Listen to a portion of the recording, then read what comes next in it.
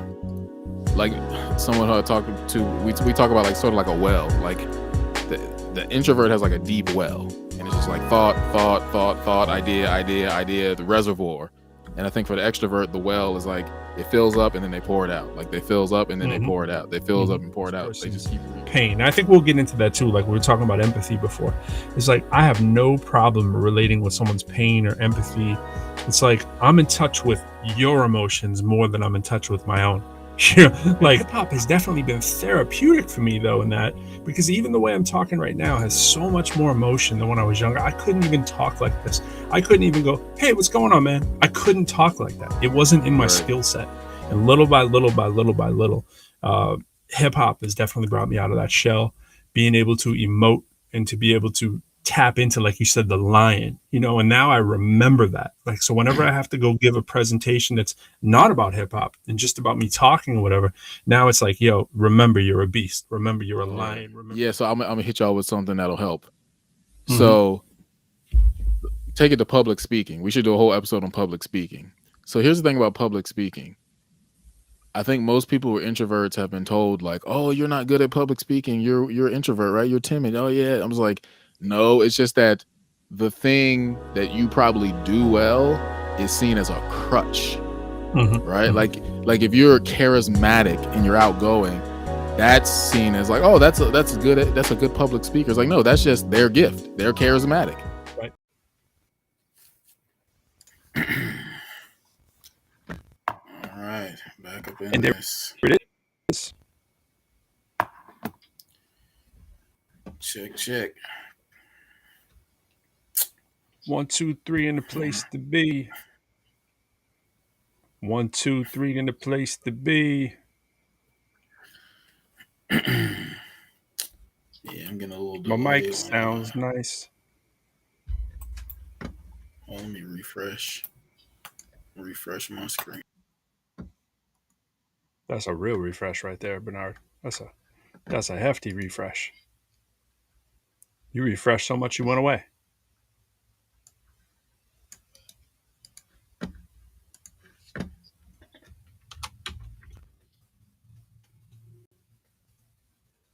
Bernard refreshed so hard that he's not even here anymore. That's a hard refresh, man. That's a.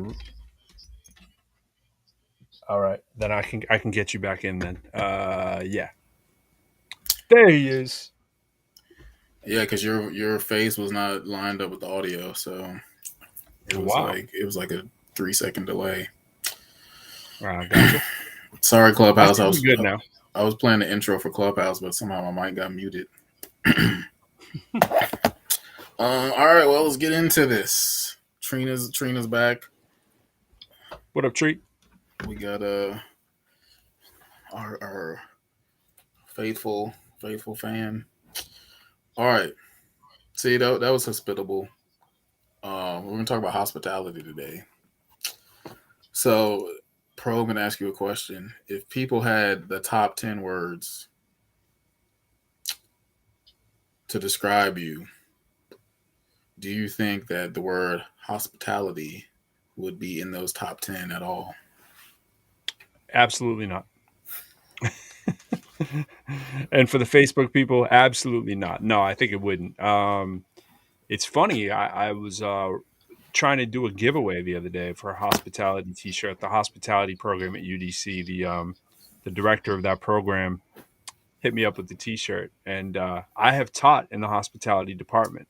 Only reason is because they lumped in event planning as hospitality, because you plan a lot of stuff with hotels and some of the events. The classic ones are like weddings and stuff like that, right? But mine, I was more in it for like concert promotion and production. No, I definitely wouldn't be. It's definitely not second nature for me to hold the door open for people. It's not second nature for me to just checking if everybody's good, like being the party planner. But I've been in the environment super long, so now I would say that I would feel awkward if someone's running an event and they're not doing that. So now there's an awareness of what should be done. It's kind of like the norm. And I do think a little bit of it is we get back in these discussions all the time with nurture nature, and I do think there's something to it. I think I've been nurtured now through it, but it was certainly not my nature. How about you? Well, we're going to talk about that, but I would say if we're defining hospitality in terms of pleasantries, can I get you something to drink? How are you? Would you like Uh, some pretzels, Bernard? I have some mustard. As that is that what we're talking about? yeah, offering people stuff when they come to your house, or having events where you invite people for like social. I would say no. I wouldn't describe myself. I don't think other people would, but I definitely wouldn't describe myself because I'm not inviting anybody over. I'm not having you to my house. If you were to my house, I'm not offering you a drink. I'm not offering you food. Like I'm not thinking, oh, is this person comfortable? Um, and I've thought about this. Part of me is like, okay, what is that all about? I mean, I think there's a lot of things, but I think part of it is like when I said the thing that sparked this idea is I watch all these TV shows, like older TV shows, and it always strikes me how like there's this common thing of like, oh, come in, can we get you something to drink? This has always been strange to me. Like when you come to somebody's house, like, can I get you something to drink? Maybe if I was like a Bedouin, through the desert, and like you knew I came through the desert, like, oh, this person's probably dehydrated, I could see that. But I just don't understand the connection of someone comes to your house, like, what is a drink? Like, I don't know. I guess I don't assume people are thirsty. Okay, so this is a big thing then. So the immediate question is, do your parents do that? They probably do. They probably do. Well, at least my mom probably does. Or they probably say, "Hey, yeah, sit down, have a seat." I don't. Do they say, "Can I get you something?" They might. They probably do. I don't. Yeah, they probably do. I mean, they So don't it's have not them. like a strong thing. They So don't it's have not that like many it's people not. over either, though. So let me ask you this: if you were to say the top 10 things for your parents, would hospitality be there? I mean, my mom, she's not about having people over a lot. I mean, she has her friends that she knows. My dad is not about having people over, but like if family visits from out of town, I mean, they will at times do the sort of like, oh, do y'all want something to drink? Can I offer Right. y'all something? They know But the social norm, what they need to do. yeah, I mean, I think they're just kind of like, oh, family's here. You're supposed to offer them a drink, so we'll ask So we them have to at go some to point. Tree's crib. Tree definitely is chimed in. Hostess with the mostest. Tree is saying she's the hostess with the mostest. That's me, and she put the LOL after it. So good to know, Tree. But this is what I want to get into with you, Bernard. And I know you got some questions aimed, but what I'm immediately thinking about this is like, so on my Greek side, as you might imagine where I'm going with this, you don't have an option. Like Hmm. they are getting food for you. If first of all, if they know you're coming, they've loaded up. And if they don't know you're coming, they're stopping everything to make you a meal. Like a meal, not just like Right. snacks. They'll start off with snacks, but what my grandfather, my papu, secretly trying to do is make you an entire meal. That's just part of that culture, right? And you'll find a lot of cultures that have come to the U.S. to this sort of immigrant culture, whatever. They're all similar in some way, right? Like they're always trying to do for you. I find like the Italian culture is very, very similar to that, but it's really almost every uh, like immigrant wave, I would say, for whatever. I don't know why. I don't know what's behind that, but maybe that's just the way of the country. I don't know enough about that to even Right. understand why that is. Um, but I think my point is I'm getting into a lot of it's how you're raised, but it didn't rub off on me a lot. But maybe it did because now I'm at the point where I'm like I'm trying to do the same thing now. If someone's coming to my house, I'm going to ask because it's been pointed out for me before that like, hey, did you ask them if they wanted something? Hey, did you even think to check that kind of thing? Now I remember that in the back of my head, and I'm like, man, I might piss off my people that I care about if I don't ask that question. You know what I'm saying? So, Right. but it wasn't like I felt like I was raised with it. But I would say that my mom and my dad, they both my dad would kind of be like one of those, hey, the refrigerator's open kind of thing and put everything out. And so it'd be less work for them kind of stuff. But they would put out the stuff and it'd be like, hey, there it is, almost like buffet style, and then you're good. But, you know, it's not like huge, but at the same time, they definitely do it more than I do. So a little of it's maybe rubbed off, but for the most part, I want to be on that too. Hey, go get what you need. I'm good. Come on down. Well, as you know, I pretty much like resist anything that's normal. Um, so I mean, okay, here's my thinking behind all of it. I feel like when I go to somebody's house, though I appreciate hospitality and understand that there's a part of them that maybe genuinely wants to, I don't know. So I guess I have a hard time understanding people who genuinely want to do it. So part of me always feels like there's some kind of motive. Um, but despite that, I think I'd much rather when somebody says, "Hey, you're here now. Make yourself at home. Like you just go get what you want." Like, and some people do that. I'm like, yeah, cool, okay, I'll go get a drink. Because sometimes I feel like people are doing hospitality because they feel like you're expecting it, and I'm like, no, I'm just here. Like I'm just here. And then I think sometimes it becomes so like, can I get you something else to drink? Or you good? It's just like relax. Like I don't need to be asked every second. Do I need to be refreshed? Do I need a drink? It's just I don't know. It's just like I can get it on my own, or I can get up. So part of it is that. I think the other part of it is, um, I guess when I think about people coming, if people were to ever come to my house, I think I project myself into their experience. So I'm thinking, oh, if I was sitting there, I wouldn't be waiting on somebody to ask me if I want something. So they're probably not doing that either. I guess again, like I said, when if people came to my house, especially like you're just in the same city as me, like are you like did you just come on a pilgrimage? Like you just drove over here? Like I guess I associate drinks with like functionality, like I honestly too, I don't understand when people say, hey, we should get a drink together. I'm like, no, it sounds ridiculous. I hate that idea. Number one, I don't Oh, I'm drink. with you. I'm so number with you. I hear that. I'm scared. I'm like, no, no. Number two, Oh, I don't understand the idea of liquid as a way to like come together. It's like we're gonna come together. Let's have a whole meal. Like, let's actually buy like a substantial meal. Like, but getting together for a drink just feels kind of weak and disconnected to me yeah. because it's literally liquid. So there's just something about the fact that it is liquid. I'm like I use liquid to when I've I'm never heard that before. when I'm dehydrated, I drink liquid. When I eat food, I like wash down the food because now I'm parched.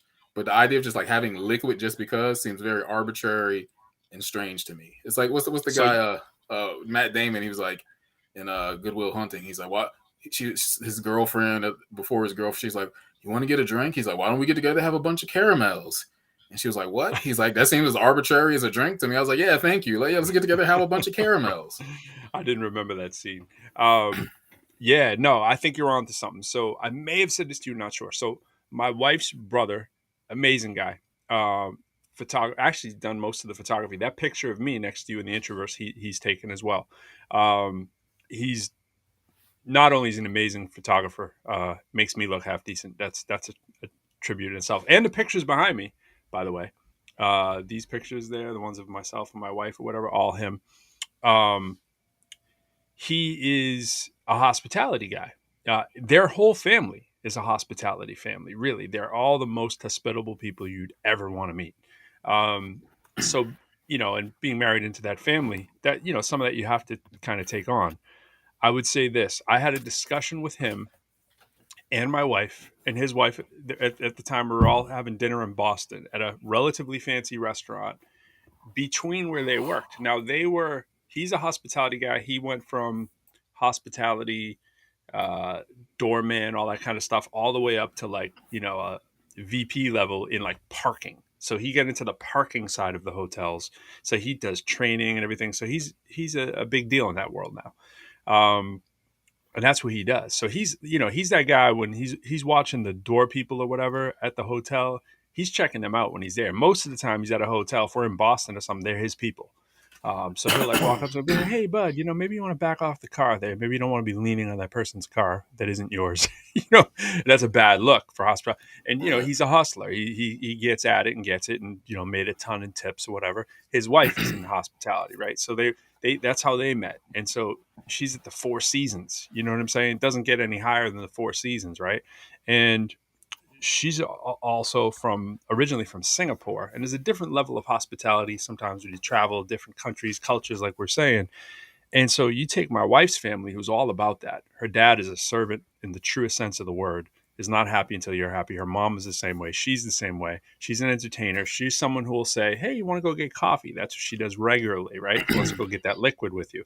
Uh, as you said, I mean, there might be snacks involved, there might be food, but I think it's kind of this, it's not heavy kind of thing. Let's just kind of go chill, whatever, and we'll talk business. She went and saw someone in New York last week, went to go get coffee with them, right?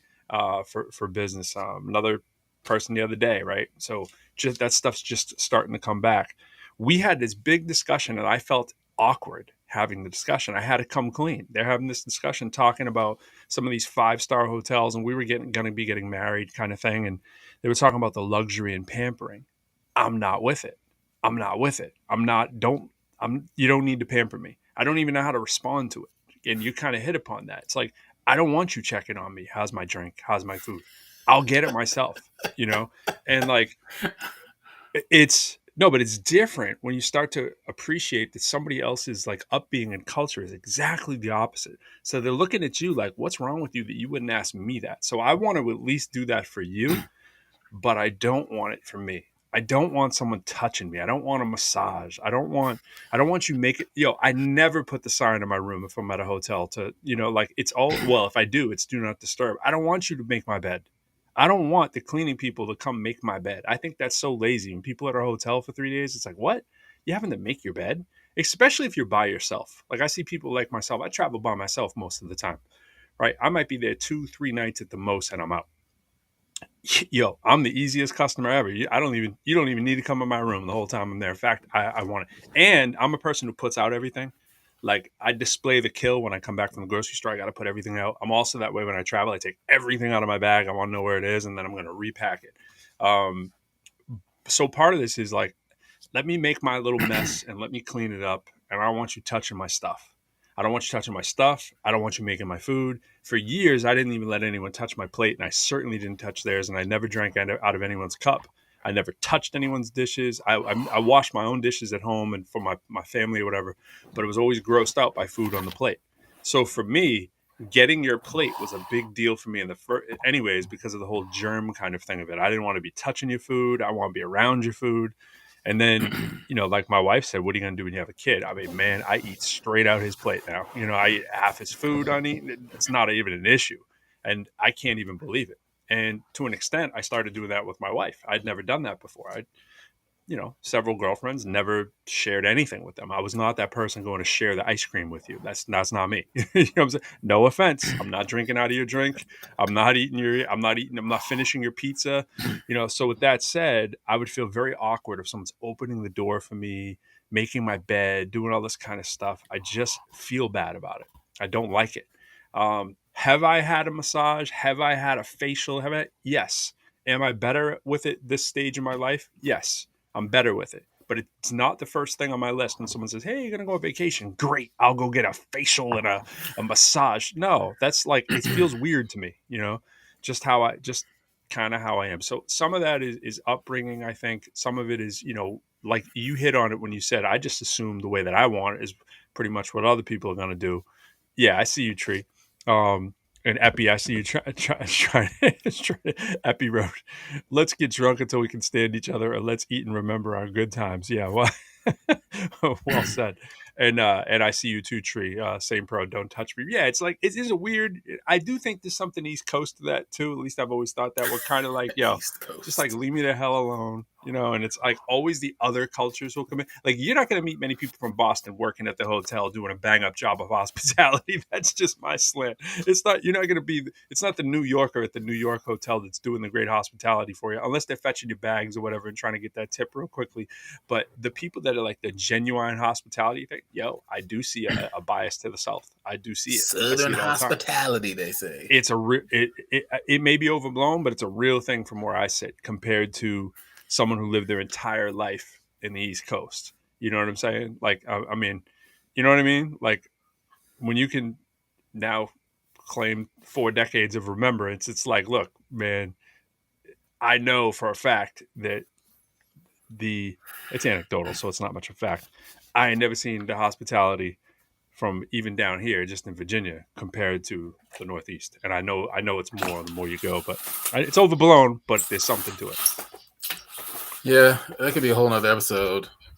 Southern hospitality, because I mean, we talked about that before, like geography and greeting people, and like I said, I just never associated that with regions. I was just like if I go to the north or the south, like I'm probably not going to talk to you either way. Like I don't really care. But yeah, so yeah, some of the stuff you're saying, I kind of connect with. I mean, I think for me though, okay, I think the what this is all coming back to is stuff we've talked about in the past. Like one is authenticity, and the other one is like actually knowing people authentically. So similar to you, like I have a friend, like when I go visit her, she's like, "Oh, can I like get the towels are here and the bedspreads are here and all this?" So like she's got everything laid out. Like it just excites her to do it. So part of me is still kind of like, "Oh, okay, like why are you doing so much?" But because I know her and know the things she's interested in, there's a part of me that's like, "Oh, this like actually brings her joy. Like this is something that she actually wants to do because it's like a part of her person and She's single, purpose." Bernard. No. All right. So it's just Could have like taken a whole nother direction. so it's just like when I know that is her thing, it's like let me get out of the way and let you do what you want to do, especially because it's like it's serving me. It's not like, oh my gosh, you're bringing me food. This is so hard. Oh, you want to give me more food. Oh, why are you bothering me? But I think for me, like if I don't know the person, it can feel inauthentic and it can feel like, are you doing this because you want to do it or is there some angle? Like you're saying, some people they're in hospitality because they want to tip or they're being hospitable because it's a business to be. But I'm like, but would you be that anyway? Like, so I guess it's hard for me to like Right. take out the hospitality from the business because most of the times when Yep. people are being like, if you go to a restaurant, the waitress is going, "Hey, how are you guys doing today? That's amazing. And how are you?" Like they're trying to make you laugh. They're trying to connect. "Oh, that's a cute little kid." And I was like, okay, let's just bring the food. Like if you're really that person, if that's just who you are, if you're just like so genuinely people person, I guess you can't turn it off. But also because I know you're bringing the food and you're doing your job, there's a part of me that's like, this is part of your like uh revenue right now. The hospitality is part of the revenue. And to me that's kind of a strange thing because like if you're gonna be hospitable, I want you to be hospitable and intimate because you actually want to know me, not because you're trying to get some money from me. Yeah, it's funny. This is gonna sound like my in-law show, but we went to another restaurant in Boston relatively recently.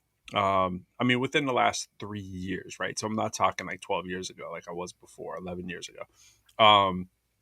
We had a discussion that teetered on this very topic as well. So again, they're very critical of wait service and staff, and they're very complimentary with tips, right? Because they appreciate good service, right? I'm the same way. Like I will tip relatively heavy. Having worked for Domino's, right? I don't even think it needs that. People say that, oh, I used to be a waiter. I don't need to have just been a waiter. Like I say it in Yo, That's Pro. I don't have to live it to know and show them some empathy. I don't have to have been a delivery driver for Domino's to know you should leave a big tip. I already knew it, Right. right? I already had my opinion set about what people should be doing.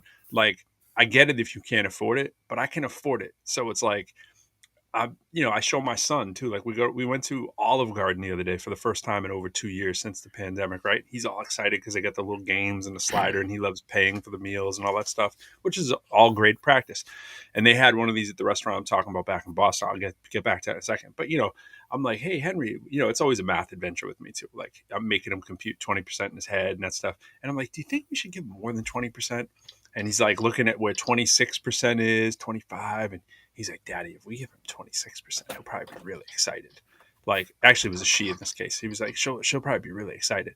And I was like, yeah, let's actually round it up a little bit. Let's actually bring it to the next dollar, too. I said, I like to do that, too. I don't like leaving the pennies and change. So it was like, whatever it was, like 27, 17. I was like, let's make it $28. And he's like, whoa, that brings it up to 27.6%, right? And he's like, that's probably the biggest tip they got all day. And I'm like, probably not. Some people probably tip more than that, bud. But I'm like, they were pretty good, and they're relying on this job. And we talk about the economy and how waiters and waitresses don't actually make minimum wage; it's only through tips and all that stuff. And it's a great conversation. We had a similar conversation with my brother-in-law, my wife, and my sister-in-law, and they were talking about this poor service they got from a relatively new person, and it got us back into this nature nurture conversation. They were like, ah, man, this almost like there's no hope for this guy. Like, he was bad. He was awful. He was checking his phone and doing all this kind of stuff right in front of us, and just like paying us no mind. But I'm a little bit more like you. I'm like, hey, he brought us the food, right? The food came on time. He checked on what he said he was going to check on, but he didn't go above and beyond to the point of what I would call irritating. They call great service, right? To me, there's an irritating factor to it. Like, it's that whole, I think exactly like you do. I'm like, dude, this dude's just trying to make the tip kind of thing. I'm like, if you give me adequate service and you're not too fake, I'm going to reward you heavily. When you go to the whole, like, hey, how's your day? I'm already irritated. I'm really irritated by that. I'm like, hey, how's your day? But if I do find out that's generally the person's personality, like you're saying, I'm a little bit more lax with it. I'm like, all right, cool. But I can't stand that when people are like, hey, how you doing? What's going on? Like, and I know you're not like that. And it irritates me about myself because I catch myself doing it all the time. I do it in my classroom sometimes, right? I do it in, like, I hosted an event for the university the other day. I'm paid to do the same thing, come out and be like, hey, guess what, everybody? Let's get motivated and excited. But I work it now. I just kind of work it into the act. I'm like, trust me, if I was just chilling in my house right now, this is not the me you'd be seeing. But I really want to get to the best part of me to get to the best part of you. And so I really want to accentuate here what I'm talking about. But I'm like, we do play a role. We do play a part. I got into the discussion. Everything is an act. Everything from the way we talk, the way we dress, we're imitating. And then we find our own little spin on it. And you hear me talking about this all the time. And we really come into our own when we identify what that unique part is about ourselves, and we add that. Let's like rapping, doing our poetry, whatever. Now we're in that pocket because we know where we reside, and it can make it really beautiful. And people see it over and over, and they go, "Oh, that's Pro. Yo, that's Bernard. I know what I'm going to get from them now." And it's consistency, but still ability to change and improve and be our authentic selves. And I'll pay for that authenticity. And in music and in the arts, it's always at a premium. And I don't see why it shouldn't be in any other world. Like, I want to say to someone when I'm doing the, hey, like, I want to go, psst, by the way, I would never be doing this if it wasn't for for what my job's making me do. I used to do it at all my other jobs too. I'd be like, yo, they make me wear the tie and say this in a pretty voice. Dog, this is not me. You know what I'm saying? But like, I can't wait to tell you the truth, because the lack of authenticity always kills me. So it's a lot there, but Oh, and by the last thing on this, and so I was arguing about that guy, but can't he learn it? And they were like, nah, you either have it or you don't. And I was like, what? I was like, how can you even be in hospitality and believe that? Because the whole idea is that you're training people, right? So if you're going to train people in a hospitality program, clearly you believe that they can improve. I'm like, everything I've ever gotten in my life is by improving my base level, because my base level, my mold of clay was not as good as the next man. So I've had to improve my mold of clay. Nothing came easy. I'm like, you got to believe that this person can improve. Like, this would be the person you should mentor and pull to the side and bring up, and that is just my view on it. And not to say they were way off from my view, but we were having that discussion, like, nurture nature. Like, does this person have an improvement plan where they can get to a point where they can hit that happy medium? Or is it just this inborn thing where you guys just born that way? I didn't know half this stuff. So now I'm aware of it, and I'm like, oh, okay. All right, maybe I should come check on it, if you need another water kind of thing. Well, okay. Oh, there's so much in here I'm about to get into. Okay, one, I said when I see people, if someone were to come to my house, I'm projecting my way of being onto them, thinking, oh, they don't care. They want to be left alone. When in actuality, they might like, no, I wish you would ask. So the thing that we have to realize is that other people have that blind spot when it comes to this area. Like, there are people who they think, well, I would be hospitable to you in the way that I consider hospitality. So I'm expecting that you're going to be that way. So they too are doing the same thing. It's just that is typically more accepted because it's outward, and that's polite and that's courteous. And so it ultimately always goes back to this introvert, extrovert, internal, external. It's like, because things are external, they're more visible, and so they're easier to see. But when things are internal, they're obviously harder to see. So I feel like the problem I have is if someone is looking at someone saying, oh, this guy isn't, hospitable, like we talked about last week, I had to drag it out of you.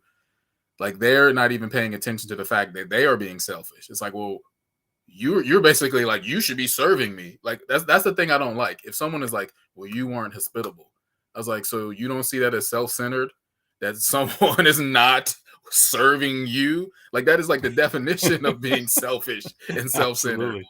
This guy should be serving me. This person should be nice to me. And like, according to who? Like, I'm not saying we shouldn't, but the fact that you're expecting and feel entitled to it, that's the problem. It's not that people shouldn't be hospitable. It's that there's this entitlement mentality that you're supposed to go out of your way to make me feel the best because that's what I would do for you. So I'm saying, like, if the person who is unhospitable has to work hard to be like, oh, you know what, maybe I should ask these people for a drink. I really don't care, but maybe they do. Okay, let me work on that. Hey, do you need something to drink? They need to work on the, wait a minute. Everybody who comes into my presence isn't thinking about me and making me feel hospitable and asking how I'm doing. Maybe I need to just ask. I mean, sometimes why couldn't you be like, hey, can I get something to drink? Right? Like sometimes you might have to initiate. You might have to be the one who says, I'm a bit thirsty. Can I get something to drink? Just like the person who's not very verbal has to be in a business setting and be like, I better go up and ask and initiate this conversation because they're not going to come up to me. So I mean, it has to go both ways. You can't not think of others on one end, but you also can't always be thinking of yourself and how other people aren't catering to you. Now, I guess it gets a little tricky, like you're saying, when hospitality is a business, because you are sort of expected that your hospitality is a product, so to speak. You know, when you go to a restaurant and people don't make you feel welcome, you feel like you have the right to complain or not tip because that's the culture we've created. So that's where it gets more tricky. But I'm thinking more about, there's certain people who people who I know. Like one time, I called this person. So he's like, "You didn't sound very happy to talk to me," and I was like, "Am I supposed to throw you a parade?" Like, I mean, like, I mean, I am happy to talk to you, but like, do I have to like overflow with effervescence on, hey, you call? It's like, it's not gonna happen. Doesn't mean I'm not happy to see you. It's just that's the reaction that you wanted. But you could also communicate that. I mean, I guess they communicated right there, but even still, the way they said it was this kind of like, you're not doing what you're supposed to be doing. Like, you're supposed to be happy. If you said to me, you know what makes me feel really, this is what I'm all about. Like I said, I'm all about everybody getting their reward. So my one friend, she loves to serve people. I'm like, great, I'm gonna make her feel rewarded. She wants to serve, boom, boom, boom. I'll do it. I'll help. I'll receive. If your person came to me and is like, you know what, Bernard, you know what makes me feel like alive? Like when people are happy to see me. I might go, oh wow, now that I know that, like I like to make people feel alive. So if it took some work or effort for me to be like, all right, that person really likes a vibrant response, I'm gonna try to do that for them. But when it's this kind of just like, you should be happy to see, I'm like, I'm done. Or you should be opening the door for me, pulling out. I should. I personally Yeah. would like to do those things, but I'm gonna do Yeah. them because I want to do them. Yeah, I had a conversation with a couple people who didn't understand that point about the opening the door from the other side. Like I was, as we probably both know, higher education, with the exception of some notable institutions, tends to be very progressive, very liberal. Um, and with that, it's kind of frowned upon if a man is opening a door for a woman all the time in higher ed, right? Like, oh, let me get that, ma'am. Like, that's not necessarily a good idea. Whole nother Um, conversation. yeah, like sort of the old school values, right? Like the older gentlemen, right, have a difficult time fitting into that culture, right? A lot of times they think they're just being gentlemanly, like, right, like the way that they're raised, and no, you're being offensive, right? And so it's a whole nother spinoff. But there's a lot to the actual question we've posed. Is there certain personality types, right, that are more Tree wrote, I try to open the door from the other side. Yeah, I constantly, hey, that's the introvert trick right there. I open the other door so that the other person doesn't have to for me constantly. There's two doors and I see there's a possibility someone's opened the door for me. I go right to the other door, like always. Right. And, but I do hold the door for other people. I used to be bad. I used to time it so I'd never have to hold the door for other Right. people either. Once I started realizing this was a thing. But then I kind of came around. And so it brings us back to this point. No, I don't think there are certain personalities personally that align to the hospitality thing. I think there's personality types that are conducive to it will have an easy time flipping that switch. Like I had a little bit more of a difficult time. But I guess where I'm going with this is my general belief in most of these things. I'm more of a nature sets the precedent guy and nurture wins in the end, right? Like nature nature may be for me that, how do we become introverts, right? I would say it has a lot to do with your parents and your environment and then your family and your friends. If you're modeled extrovert all the time, I would say there's some things that can break you out of your shell. I know that I am nowhere near the person that I was when I started out. So what's happened? Is it just that which I like to think I'm pretty perceptive. I'm very perceptive actually, but I usually don't show it. Like I've said this to my wife. My wife's like, "Oh, I'm very perceptive." No, I know you are, but I'm way more perceptive than you would probably believe I am. I pretend there's things I don't notice, so I don't have to deal with the repercussions on a regular basis, like that opening the door thing, right? Oh no, I see the person. I'm gonna go. You didn't know that I went to the other way, so that they didn't have to open the door for me. There's nothing that frustrates me more than someone waiting to open the door for me, right? So what changes it though to the point where I'm cool with opening the door for someone and I go out of my way? Um, the kind of, would you give up your seat for, a woman on the bus? I'd give up my seat for anyone on the bus, really, at this stage of my life. A pregnant woman, yeah, automatic. It's like, oh my gosh.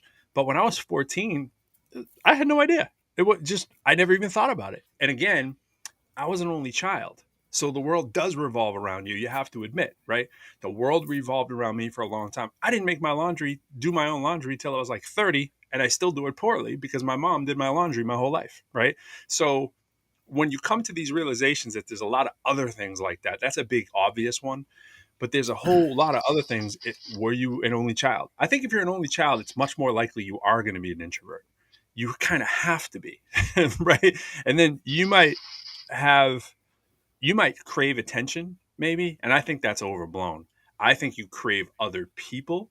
Like I wanted a brother, I wanted a sister, I wanted a friend that I could have like that. And so my friendships are long lasting and good, and they're very few. I'm not looking for 20 friends. I'm looking for 3. That's about how many friends I have to this day. I have How many associates do I have? I know a lot of people, bro. I know a Right. lot of people. How many of them do I know well? Man, I know you better than I know most of my friends, and I've never met you in person. You know what I'm saying? Like you know what I mean? It's like I know Bernard like better than 95% of my friends, and I've never met Bernard. You know what I'm saying? Like, but for the most part, I mean, this is meeting the vocabulary, by the way, that we've met. But to the point at hand is like I got like I would say 3 to 7 friends. And the 3 that are like the 3, they've been my friends for day one, man. They were day zeros. You know what I'm saying? Like it's Right. been a long, long time. Um, and I think we do that as introverts. I think we do that as only children. But I think if I would have had a gregarious family, now my mother's very social, but she's not like she's not like the classic like party person. She's not like the tea and crumpets kind of person at all. That's not her. Where my wife's mother, that's exactly what she did. She threw tea parties all the time. The first one I ever went to, I was like 30. You know what I'm saying? I was like, what is this? 35. I'm like, what are we doing here? Like, I had no idea. They bring out like all these little mini foods and tea. And I'm like, this is a thing? Oh, yeah. People pay big money to go to like tea and crumpet kind of hour. They do them at the hotels. And this is like a whole way of being that I didn't even know was on the map. I found that out in my 30s. And I'm like, what is this? And you know what? At the end of the day, I was like, this is actually pretty cool. I had no idea that it was like this. You get all these little samplings of all these little foods, and I don't even like tea like that. But I'm like, it's okay. I'm not gonna go make my own tea. I'm not gonna be like, hey, you want to have tea? Come on over. We're gonna have tea and crumpets. Heck no. But when I was exposed to it, I was like, okay. And what I liked about it is it wasn't that someone was catering to you. It was kind of on a rotating thing. You can kind of take what you want. And I was like, all right, this works for me. So if I would have been raised into that and raised into like my dad is not Mr. Gregarious either. Cool, like kind of like me. Cool once he knows you. You know what I'm saying? A lot of fun once he knows you. But man, I wouldn't want to be the person on the other end of my dad just meeting you on the first time. I mean, it can be downright rude is what it seems like now as a grown up. Like I get it, and I'm like I was the same way forever. Like, he's not rude, but that's what it appears like, because he's not doing all the pleasantries. He's just like you and I. Just give me what I came for. Right. Forget the, hey, sir, you're the 100th. And come on, bro. Like, you know what I'm saying? Like, and that's how we're raised. So if you're raised by it, I think that's what we mean by personalities. Like, that forms your personality. My personality is formed by my parents, where I live. Man, I'm from Lowell, Chelmsford, Cambridge, Somerville, and now where am I? Alexandria, Virginia. I teach at DC. I teach in Boston. Live most of my life physically. Most of my life actually has been in, like, outside of when I lived in Chelmsford. My entire adult life has been in urban communities. Right. I can start naming all the things about my life. The vast majority of my life has been in a hip hop environment. Right. Later in life, it's been academia. My culture is hip hop and academia. Those are the things that have influenced my life the greatest. Reading books, going and doing little one-off shows in weird little cities and stuff has changed my viewpoint. I've seen a lot more than most people, from my area, whatever. I've seen a lot of different cultures, not as much as some people, but way more than I did when I was 27. I was a moron. You know what I'm saying? I was a moron at 27. People are like, oh, your brain doesn't fully develop when you're a kid. Your brain actually doesn't fully develop till, like, you're in your mid 20s. By the way, mine was a little on the late side. Don't forget, age is just an average, right? I had a lot of catching up to do. I started hitting my peak when I was like 28. You know what I'm saying? I'm like, whoa, hey, now I'm figuring out how much of a moron I was. But I see in retrospect, man, I had no hospitality to other people. I'm an incredible introvert around other people. I'm like, I must come off as a real, I don't want to say the word.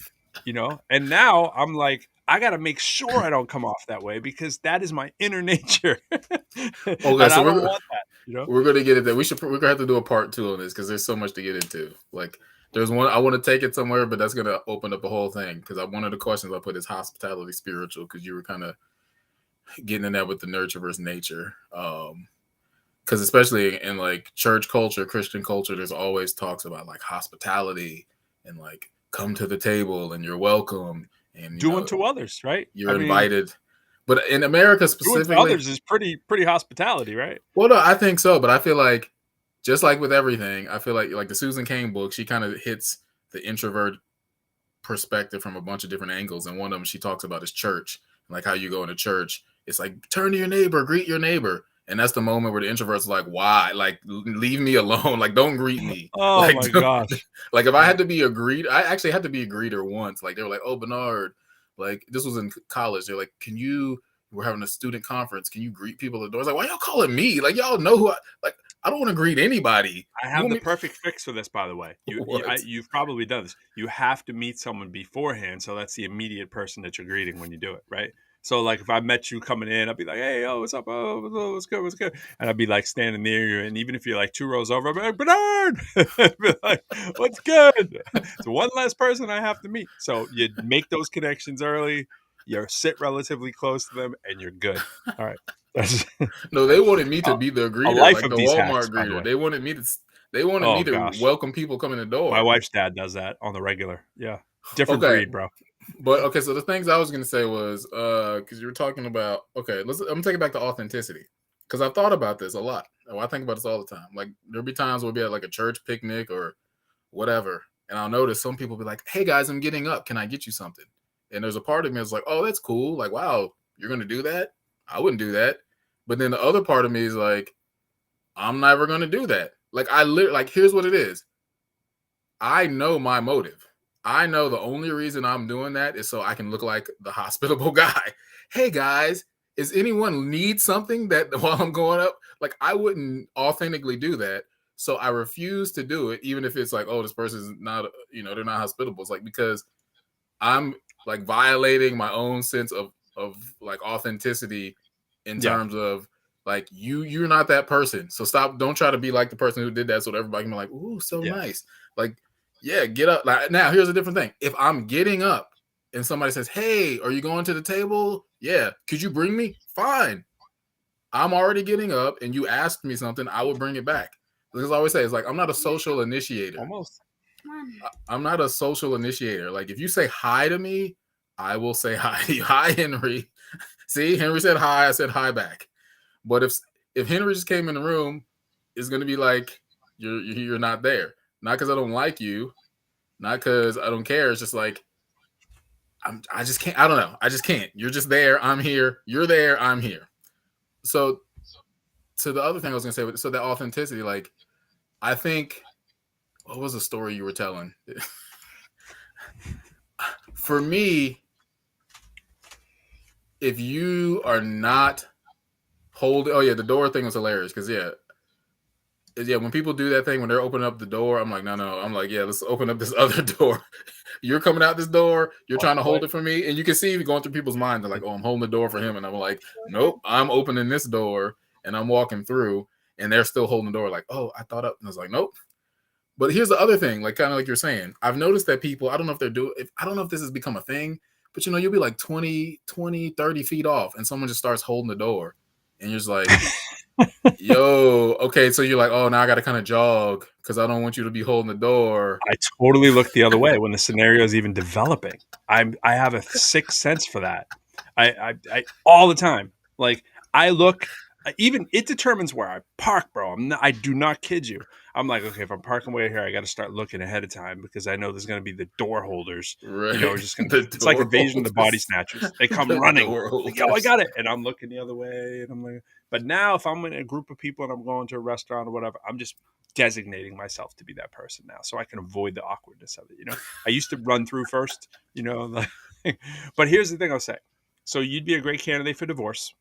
So it's a good thing you're not married yet, because if your significant other or the relationship that you're in requires that of you, then it's a hard decision. Because if that's their truth, that they come from the hospital, and I'll tell you, every woman that I've been in a serious relationship with has pretty much been that person. It's that whole opposites attract thing, I guess, right? They're more hospitable than me, and it's glaring that I don't do it, and it's been brought up, and so I'll tell you, like it's like in the relationship, I know that I better do that, you know. So Well, there's a bigger stake here's okay. Well, on here's the mine. difference though. Here's the difference because that could be a whole nother episode too. Like, here's the funny thing though. Like I said, for me, it's not about anti-hospitality. It's like anti-social. Like it's again, the introverts gets like labeled with all this stuff. Like you didn't do this as if there was a standard of doing things. Like no, that's your standard. Like you're saying, even if you were raised a certain way, that's still a subjective standard that you grew up in. So you can't like bring that into the relationship. Like, oh, you better do this. I'm like, are we in a equal relationship? Because if we are, then there's going to be discussion. So if someone communicates to me, hey, this is something that I grew up with, and that's how I feel loved, then I say, great. Now I know the information, so now I'm going to act upon that. But if it's just assumption thing, like I'm not getting absorbed into your assumption. Um, but no, because it's Yeah. funny. But here's the thing. This is what's interesting though, because like when it comes to relationship stuff, like I'm like Mr. Romantic to the, like you wouldn't have to tell me this. It's not like, oh, I need to learn this. Like you're probably like, can you please stop? Because like you're doing all the time. It's like, nah, I'm doing this. Like I'm doing this. But I think, yeah, to me, I think that's a whole nother conversation. I think Absolutely. culturally dating, there's this like assumptive thing where it's like, well, this is how the relationship goes. I'm like, no, that's how the relationship goes in your mind. I'm not in that relationship. I'm in the relationship where we both have communication and we both get to talk about how we grew up, what you expect, what because that's all I'm about. I'm about expectations. If you tell me an expectation and I don't meet it, then that's on me. But if you have an expectation and you don't tell me and I don't meet it, what do you want me to do? Like that's not fair to me, and it's Yeah, just disrespectful. So I'm not gonna and play that's sort of this the game. And that's the stereotypical thing that we all say with the man woman thing. We would say the women, you're making us read their mind, and it's been my experience in most relationships. Now I don't know that that's truth. It's just you hear that a lot as a man about, you know, a bunch of men get together and what are the first thing we're talking about? We're usually talking about how our particular women think we can read their mind all the time, and to them we're a bunch of dumb cavemen, right? Because we like this is so obvious, and it's like Right. it's so easy to remedy that just by saying what it is that you want to have done, you know. And hey, can you get me that? Like, don't have hard feelings that I didn't think to go get that for you. Like, again, like you said, it's not in my nature. I need work on it. I'm admitting it ahead of time. Blanket, you know, upfront See, document. Here it is. I just want you to know, no right. harm, no foul with me and you. I'm going to work to do my best, but please just tell me when you need it, and I'll get it done for you. Right. I'll go the extra mile every time once I know. But see, that's the thing I want to like combat too. Like as we're on this podcast, I think men introverts always get this like we need to work on stuff. It's like, well, everybody needs to work on stuff. Number one, but also there's that, like I said, there's this idea of like, oh, men, you're not good at this. It's like you're saying, well, if you grow up single most of your life, like this, it's not something you need to work on. It's just like I have not lived this way before. Mm-hmm. Mm-hmm. So yeah, we need to work on it in the sense that like we're gonna build something new. Like it's like if you use the hammer all the time and I use the saw, I would be like, oh, pro, when you're gonna learn how to use the saw, like why don't you know how to saw stuff? You'd be like, Bernard, like I'm an expert with a hammer. Like I've used a hammer my entire life. Like like you want to build you something hammer, I'll build it. I'm like, oh, pro is amazing, but you still don't use. Like I would have to say pro. Pro is neither, by the way, just for the record. Pro is I would absolutely say not good with I would either. say pro. Hammer, I'm a little better with, but I would say pro. You know what? I use a saw a lot, and I like to build things with the saw. And there's a lot of stuff you could learn from using the saw, and I think you would actually like it. Like I think you would try it out a few times, and you'd be like, "Wow, this is great." But people don't present things like that. They present it with this like assumptive, egotistical, disrespectful.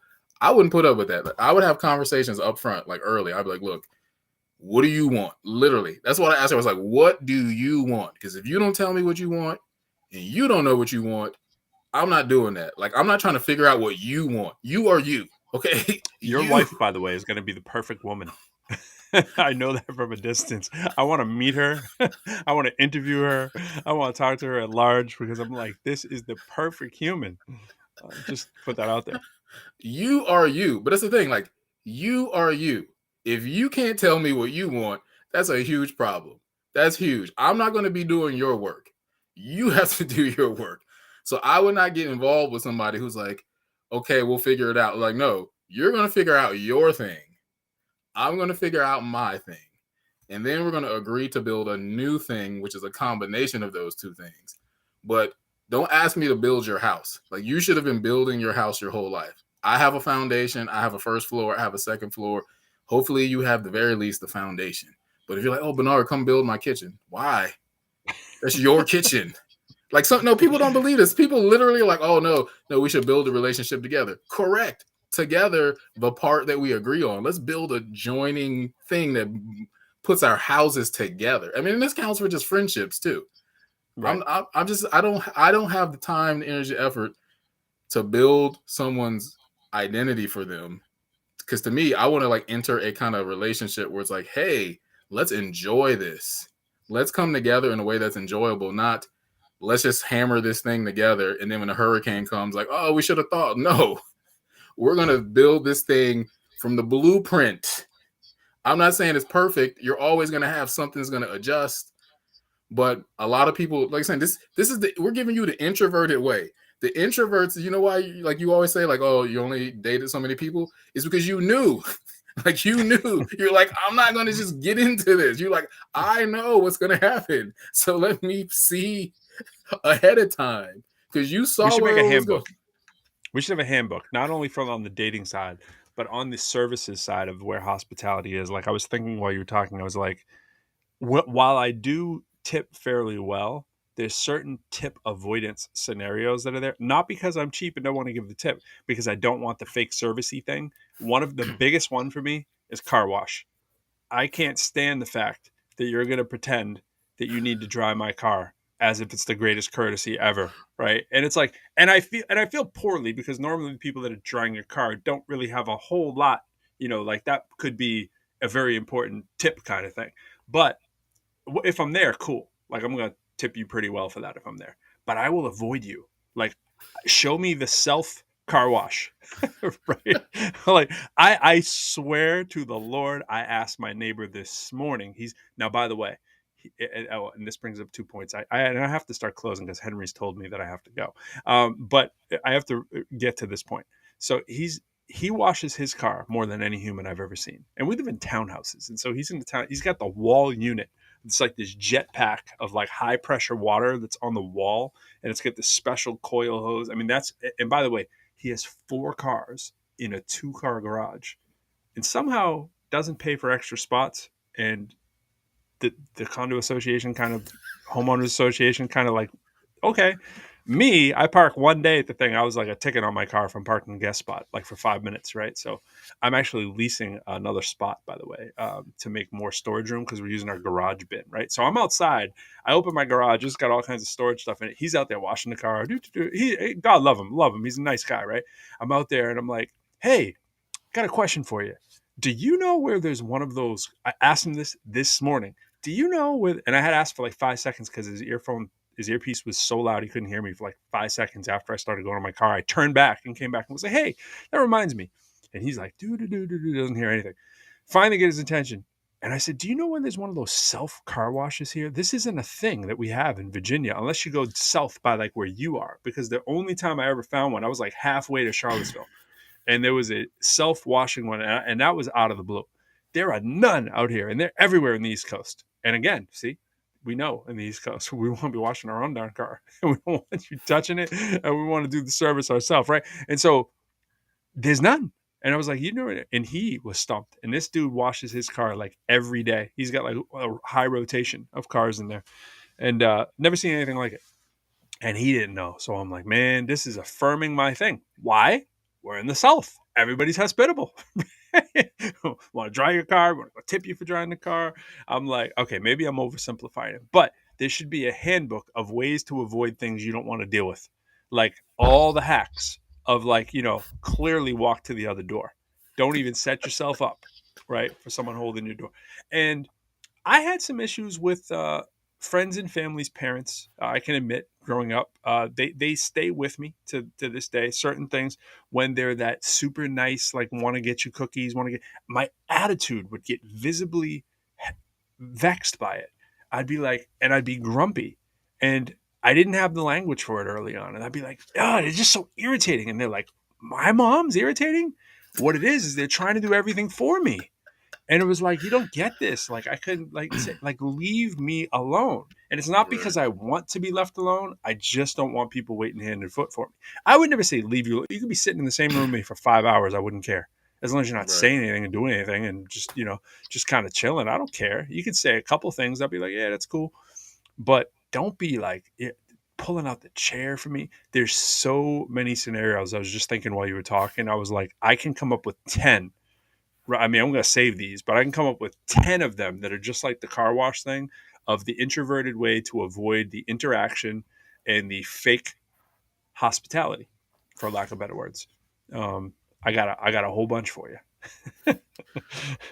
Okay, so here, as we come to the close, so here's my thing. We definitely got to do part 2 because there's a lot more to get into. But here's the thing, right? This is the thing I noticed about myself over the years. I can't remember if somebody told me this or if I came to my own conclusion. So introverts are very hospitable. It's just always, like I say, it depends on the context. We're more the big context people. So there's like, okay, this was what somebody said to me when I was in college. I was a TA for a class, and somebody's like, yeah, Bernard, like I came to him for help. Like he just drops everything. Like I'm the kind of person who, like, if you need help with like Photoshop, and I've been sitting there for 2 hours helping somebody else. Oh, yeah, you need help with it? Okay, yeah, move that. Boom, boom, boom, boom. Oh, do. Or somebody else will be like, oh, man, life, blah, blah, blah. I'm like, oh, yeah, what's going on? Blah, blah, blah. Like, I'm hospitable with my time, which is like my most valuable asset to me, my time. So just like someone will give money generously, that's how I see my time. Like, if I'm giving you time, I could be making beats. I could be editing films. I could be just relaxing. I could be having philosophical conversations. I could be doing a million creative things, but I chose to say, "Oh, let me empty out everything, open up myself. What do you need?" Yeah. But I think because that's a less tangible thing, people kind of see that as like, "Oh, that's nice," but they don't see it as like a physical action. It's not bringing a drink, right? Like you remember, oh, he brought me that soda. That was so sweet. You're such a sweet person. That was thoughtful. But we're a different kind of thoughtful. Like we're full of thoughts. We're full of thoughts and listening and wisdom. And so when people come to us, this is what we should like. There should be like a comparison. You should ask somebody, like, hey, so how many other your friends like will listen to you, like actually listen to you? And I'll be curious how many people they list. I'll be curious how many people they could list and say, oh yeah, that person remembered something that Right. I said, and like they said it back to me, and I was like, you remember that? So we are hospitable, but we're not hospitable in the same way. So we're not anti-hospitality. It's just like I say, social introvert, creative extrovert. It's like, I don't know, it's like little picture, keep to myself, big picture, ultra Yeah. hospitable. Like I'm old. I would say I'm ultra hospitable. Like there's I times when I yeah. should like just go home and do what I want, but I stay around for somebody else. This reminds me of and again, previous relationships. Someone pointed out the whole 7 love languages and that kind of thing to me. Never heard of it before, and they were like, "I get it. You're not a this kind of your love language isn't this." But interestingly enough, they had pinpointed that mine was a works of service person, which sounds like hospitality, but what they meant by it is I will clean and reorganize your whole house. If you say to me, hey, like if my wife's going away on vacation, I'll say, hey, you want me to clean the office? Like I'll stay up till 4 in the morning. I lose track of time. I have infinite energy when it comes to reorganizing and organizing the house. Like you want me to clean the room for you? I'll do that. You want me to wash the car for you? I'll do that. I'll get it detailed. Like I'll do the detailing. Right? I'll be out there doing. You want me to mow the lawn for you? Like I can do that stuff, but it needs to be I know that you needed it and it wasn't a fake thing. Like that's what the hospitality thing comes off like, oh, let me open the door. No, I want to know what you really need. And if it requires work, I never get tired. I have endless energy for anything. Right? Like if I know that it needs to get done and it's valued, I'm your person. Now don't call me if you need me to move your house because I've done too many of those in my lifetime. But I gotta start retiring that one. But yo, if it's like I I, I I can do menial labor forever for people that need it, that I know who like need that for themselves. Even people I don't know, like you said, it's like someone coming in for office hours. If like the neighbor was like, "Hey, can you help me with my roof?" Sure. Well, I'm scared of heights, but like I'll do what you know what I mean. Like I'll hold the ladder for you all day, you know. And again, like you said, time is a big one. Like time is a big deal. And if I know what someone needs, what someone wants, and I'll remember that too, like you said, like I'll be like, oh, this person, you know what? They have a tough time, like whether it's shoveling, man, you know how many neighbors I've shoveled the driveway for nothing, mowed their lawn. Like I'm that dude. But I'm not that dude running up and down the street going, anyone need their lawn mowed? Like I'm not like that. I need to have Right, the relationship and know you. right, And then that's about as much of the relationship that I'll normally have with that person. Like I'll know you and know my neighbor, whatever. I'm not chilling with my neighbor 24/7, but I'll be like, oh, you know what? They need those rocks piled in their backyard. Yo, I built a porch. And it's funny, I just told you I'm not going with a saw or a hammer.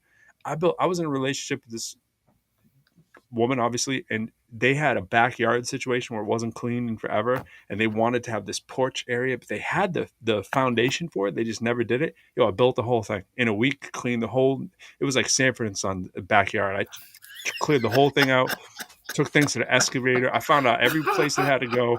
I put in the sweat equity for a week, and now they still have that backyard set up. The whole yard's clean. It's redone. It's super valuable too because of where it is, the area. Now that it's cleaned out, and they realize they have this land, and did the whole porch thing. And I'm not a saw and nail guy, and I figured it out. It might not have been right, the best thing in the world, but we're talking about the house that Jack built anyways. So I was like, I felt like I could hang. I mean, just my right, math ability. I was like, you know what, I can do this. Like, you give me tools, I'm gonna figure out how they right, work, you know. But I didn't grow up doing that kind of stuff, and I'm like, okay, I can see the geometry that needs to happen. I can make it work. And they were like, oh my gosh, you must do this all the time. I was like, absolutely never, right? But because I knew you needed it, I went into right, overdrive. You know, I'm wired that way, if that makes right. sense. Well, yeah. The last thing I'll say, yeah, to tie that all together, what you said and what, yeah, the thought that came to my mind was just like we talk about in other areas. Like we're not the people who are gonna advertise the help per se. You know, it's not like I'm gonna say, "Do you need help?" It's like we'll say it privately, or we'll just come over, or we'll just like do it, and then like there it is, and you're like, "Hey, who did this?" Like me, you know. So yeah, there's something there to that quiet yet loud action, right? Like it's verbally quiet. You'll go close your mouth and just get to work. You'll just start, you know, you don't need, hey man, I'm gonna move this and I'm gonna do this. You're like, nah, I gotta think about how to draw this and foundation and blah blah blah. And I'm out here. And your, as people say, actions speak louder than words. So I think that's a big part of it. It's like the communication styles are different. And I think particularly like people are more about hospitality, more outgoing, verbal. I think they also feel the love from the actual expression of the words. Hey, can I get you something? Like literally hearing those words does something. Oh, thank you. That's so kind. Whereas we're like, I'm not going to say that, but I will. Like I said, in the bigger context, I'm the kind of person who's like, oh yeah, I had a conversation with Pro. He said he loved that book on blah blah blah. If I saw that book at like a flea market, buy it, boom, give it to Pro. Like he never asked for it. He's like, oh, you remember that book? Yeah, I remember it. I stored it up here. So like I'm gonna do something, an action for you that you're gonna remember in a different way, and probably only you're gonna remember it. It's not gonna be in front of the group. It's not gonna be in front Yeah, of the crowd. And so I think that's why it and it's goes genuine. Yeah, yeah, and it goes unseen because you're like it goes unseen and unheard because it wasn't advertised, and so people are like, oh, like you might bring it up, like if someone points like, oh, where'd you get that? It's like, oh yeah, Bernard got it for me, but you're not gonna go, hey guys, look what Bernard bought me, and I'm not gonna be like, hey guys, guess what I did for Pro. So I always say about the introvert, the funniest thing is like the introvert when we shine is like nobody knows. It's like you're inside your head and you're having these great thoughts and like, man, if only somebody was here to see this. Like when I'm at home, I'm hilarious. Like I'll be at home saying the most hilarious stuff. I'm like, dang man, I need an audience. But then it would be totally undermined if I had an audience because it just wouldn't absolutely. happen. So Yeah. that's the downside of being an introvert. It's You're like, like me man, shooting. Shoot great when there's no one there. Put someone on me, it really falls off a cliff. you're like, I'm amazing when nobody's here. I do amazing I might things. be the greatest 3-point shooter ever when no one's covering them. If only you could see me, but then it wouldn't be what it was. But the last thought I was having was like, yeah, so there's something there about the actions being louder than words, the actions kind of being the megaphone. Like there are people in your life who are probably very hospitable, very loving. Oh, I know what I was gonna say. I'll tie it together with it. Very loving, but if you only are like open to that style that you're used to, you're gonna miss it. You You know, just miss it. like Exactly. the introvert person, they have to like I said, the introvert person, if they have to work on speaking up and saying, hey, I care about that, if they have to like literally work on verbalizing things and that's hard for them, well, it's you're gonna have to work on the thing that's hard for you, which is to pay attention and observe when someone might be doing something to you. So I remember, I can't remember if we talked about it on this podcast. I think I saw a sermon or something, and this guy and his wife, she said like they had been married for so long. Maybe you might have told me this. Like the guy like never said verbally to his wife like I love you, and she just like they were in counseling, and she was like, yeah, I just wish he would say I love you, and he was just like it's just very difficult. So the counselor suggested like, hey, whenever you like feel this affection for her, like why don't you do something to just like pat her on her back or put your hand on her shoulder, and they said from that point out like every 15 minutes, like his hand was on her shoulder and she was just like, huh. And so it's like all this Wasn't me. time he had all of this affection that he just didn't know how to like put into words, but it wasn't that he didn't feel it. It was just like, this is easier for me to like shoulder to shoulder, hand on your shoulder is easy to like express it. And so if like he wasn't allowed at least to do that, like he would have never got out. So maybe that's a stepping stone for him to be like, hey, I can do this. I can't do this yet. So then vice versa for the other person. I like that. You have to work on your thing too. Maybe it's hard for you to like see the action, but maybe you have to verbalize like, hey, I probably know you did something today that I didn't even think about. Thank you. And I'll try to pay more attention and appreciate those. So it goes both ways. It absolutely does. That's the moral of the story there. And thanks, Tree. We about to wrap it up with the intro outro, and we will see you. Thanks for rocking with us, people who did, and people on over there in Introverse World on Clubhouse. Well, the replays are there for you too. All right, Bernard, another one in the Peace. bag. Yep. Peace.